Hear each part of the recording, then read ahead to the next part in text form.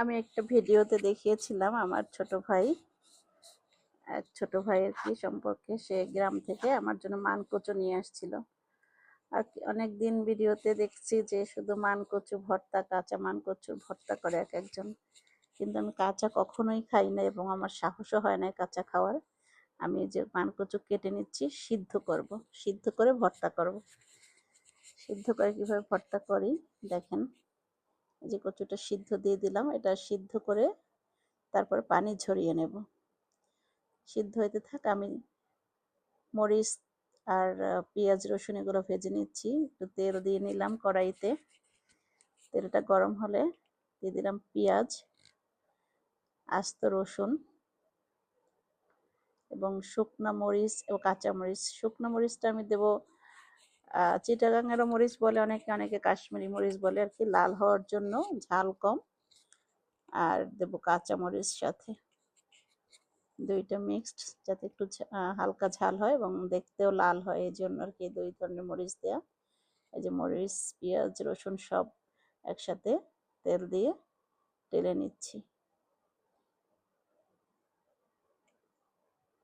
এই কচু সিদ্ধ কচু বাটা শুরু করছে। আমিও যদি বাটাবাটিতে এক্সপার্ট না, আমার হেল্পিং হ্যান্ড বেটে দিচ্ছে।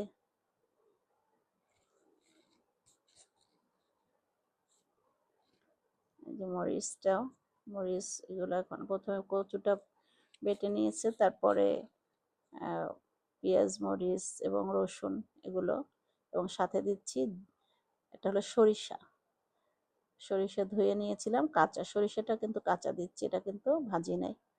কাঁচা সরিষার একটা ঘ্রাণ আসবে, এই জন্য সরিষাটা কাঁচা দেয়া।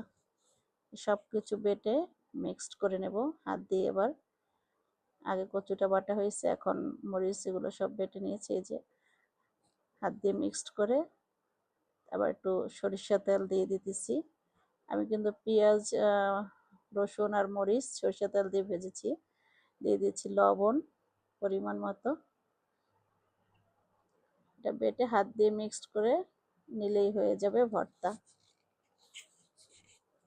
এই যে এখন আবার উপর দিয়ে একটু সরিষা তেল দিয়ে দিচ্ছি, দেখতেও সুন্দর আবার খেতেও মজা। উপর দিয়ে একটু সরিষা তেল দিয়ে দিলে এই যে দেখতে যেমন মজা, খেতেও কিন্তু বেশ মজা হয়েছিল। তারপরও আমার একটু গলা চুলকাইছে। দেখাবো অন্য কোনো ভিডিওতে। সবাই ভালো থাকবেন, আল্লাহ হাফেজ।